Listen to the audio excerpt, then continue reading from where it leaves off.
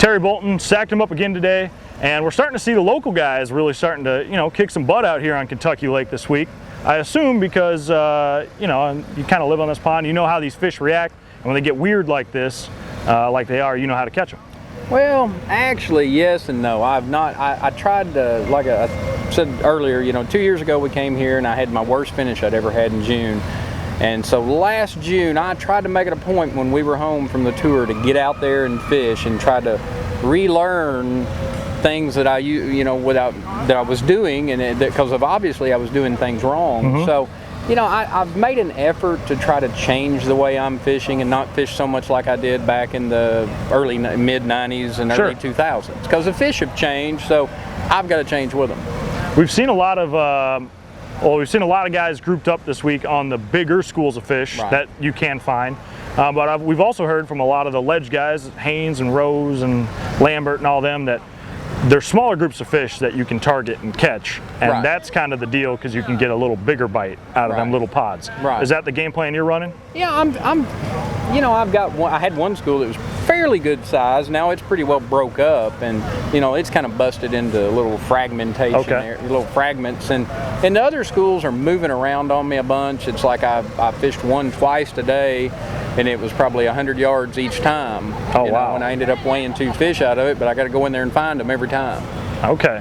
So you can't just pull up to a spot and really start fishing. You'd rather idle it because you know they're moving so much. That's right. I've been looking for them first before I start casting. Okay. The other thing you mentioned when you were talking with Rob Newell a little bit ago, the main thing we've heard from a lot of guys this week is just with you know, the lack of current and whatnot, these fish are suspended a lot more. A lot of guys crying about it. You, on the other hand, kind of figured out how to catch them.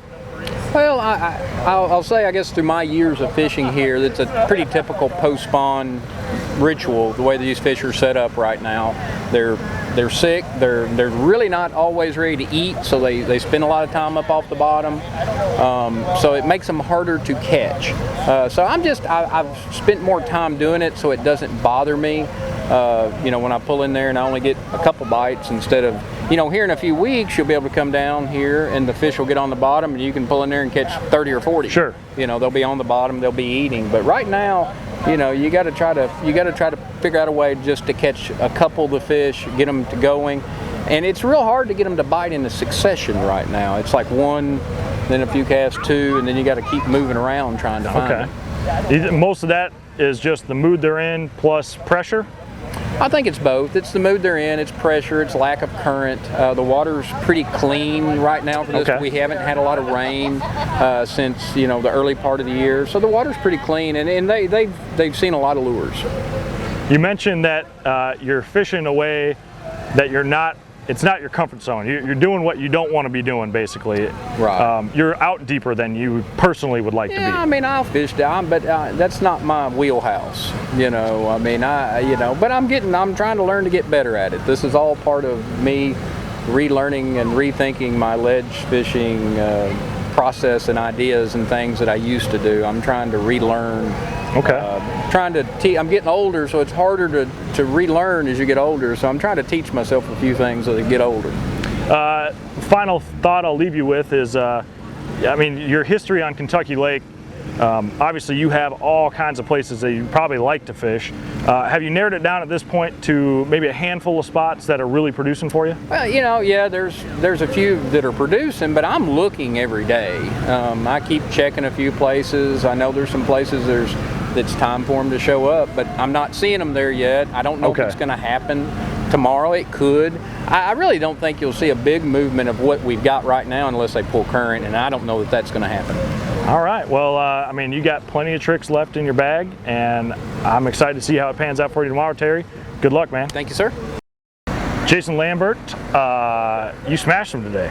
I mean, compared to yesterday, you upgraded, I mean, like 5 pounds better than yesterday on a day that a lot of guys were struggling, but a quick start was key for you, right? Yeah, I got started early this morning. I caught, you know, 18 pounds real fast this morning. So, and with that, you know, I had 2 good ones, and I had, you know, a couple of 2-pounders in the box, and that helps you bite cold in the rest of the day. So, you know, I really hadn't caught that many fish today. I probably caught, you know, a dozen, 15 fish at the most today, and you know, probably cold actually 4 times maybe after what I caught this morning. So, did you call late in the day?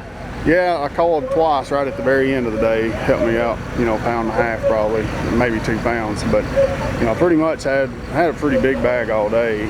Since about 1:30. So I had 22 pounds by like 1:30. So you can fish pretty free when that happens. Oh yeah. And it allowed me to, of course, the extra time too. It allows you to run around and look at some more places and try to find something extra for tomorrow as well. But yeah, it's a good day. I'm looking forward to getting back out there. I mean, it's going to be a lot more crowded tomorrow. Absolutely. It's it's going to be crowded for everybody. So I mean, it's just going to be a matter of hitting the right places a few times tomorrow at the right times, and see what happens. And hopefully we can go Sunday. Did you? I know you spent practice looking around a lot. Over the last 2 days, have you fished some of the same areas, or have you found some new schools that maybe weren't there in practice, or vice versa? I actually thought in practice that when the tournament started that we would find new schools coming during the tournament, but it's actually been just the opposite. I mean, a lot of the schools that were there in practice are gone now, and I think pressure has a lot to do with that. Sure. The current's been funny too. They're running the current real funny early in the mornings, and it's like it's running early and then it's not running the rest of the day. So it's just, I don't know, something's just a little off. I mean, this lake should be just on fire right now, and it's it's hard to say it's not when you catch a 24.5 pound bag, but at the same time it's really tough fishing. It's not easy to catch. Oh yeah. I mean, you gotta work for them. Yeah. So it's I'm looking forward to tomorrow. I mean, I've had some success here in the past, and a lot of history plays in places where you caught good fish and that thing. So, it's going to be a fun day, I hope, and we'll see what happens. The thing I want to know, because I've heard it from a lot of the top guys like your Brandon Hunters and your Terry Bolton, they're looking not for big schools of fish, but for small packs of fish that may have come from that big school, or just pressure moved them off of whatever they were sitting on to begin with. Well, and that's what I've keyed on all day today. I mean, yesterday I got in there and fished, some of those big giant community holes with big schools on them. And today I spent a lot of time, looking around the edges of a lot of those places, and found, 3 or 4 places where there would just be handful of fish, 6, 8 fish, something like that. And it seems like you could catch 1, maybe 2 of them. I mean, that was it. You didn't catch a bunch of them. I mean, I haven't fired up a school and caught a bunch of fish off of any one place the last 2 days. So it's more about just being able to locate, 5, 6, 7 fish sitting off to themselves somewhere that haven't been fished for a while, and those are a little easier to catch than those guys that are in that big school that's fished every hour on the hour. I don't want to go into baits or anything right now, but I mean, knowing who you are, you're probably out there like with a really small shaky head and a drop shot, right? Funny thing is I weighed 2 fish on a drop shot yesterday. No kidding. I sure did. That's why you had 18 pounds. I weighed a 4-pounder and like a 378 on a drop shot yesterday. But today I actually caught some fish on it. A lot of times you can take those bigger schools and make them fire up a little bit with that drop shot, but I didn't. I think I only caught just a couple of fish on it today. I mean, once I had that good stringer early this morning, I wasn't concerned about the drop shot. It was about the big baits the rest of the day, trying to catch big ones. So it's that's the way I like to fish. I like to fish Kentucky Lake especially. I mean, even more so than Pickwick. I mean, the big baits up here usually seem to be the deal. Final thing, everyone's talked about pressure. You mentioned it. Tomorrow, will we see a lot of the guys that do well get a really early start like you did today? Probably, yeah. I mean, it's there's a huge tournament coming out of the south end of the lake, and that's going to basically take 20 miles of the fishery out. I mean, it's going to be almost impossible to get on anything. So I really think that catching a good stringer early so you can loosen up and go fishing is going to be a very important part of tomorrow. And I was fortunate enough to have that happen this morning, and I don't know if that'll happen in the morning. Sure. But that would be wonderful if it did. Well, man, you're getting that train rolling, and usually when that starts happening for you, it's not good for the rest of the guys. We'll see how it pans out tomorrow, Jason. Thank you very much, man. Thanks, Kyle. Brandon Hunter, another great day today, but by and large, for a lot of the people, I mean, I don't want to say it, but it was a grind. I mean, it really was. It was hot, it was slick, no current. A lot of guys not catching them. What was different for you? It was, the key here is getting a few decent bites, and that's all it was. That was the key. And I've got a lot of places that I'm running in a day's time, and a lot of places that I cannot get them to fire. Got lucky, and I have a couple of good spots that I got them to fire up, and got the right ones in the boat. So, you know, even between yesterday compared to today, it seemed like a lot more local pressure out there. I mean, there was that big tournament, the Strike King tournament down south, and you'd get on these areas and I'd watch guys and they'd fish and there'd be like 10 boats and you'd just see guys dragging drop shots and not catching anything.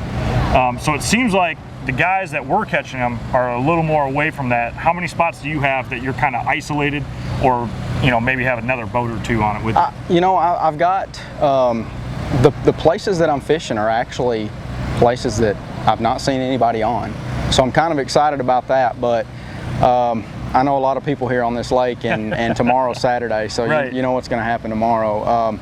That's the name of the game. That's the Tennessee River. Unfortunately, that's the way fishing has changed over the years. There's a lot of local pressure out there, and the tour guys, you know, put a lot of pressure out there.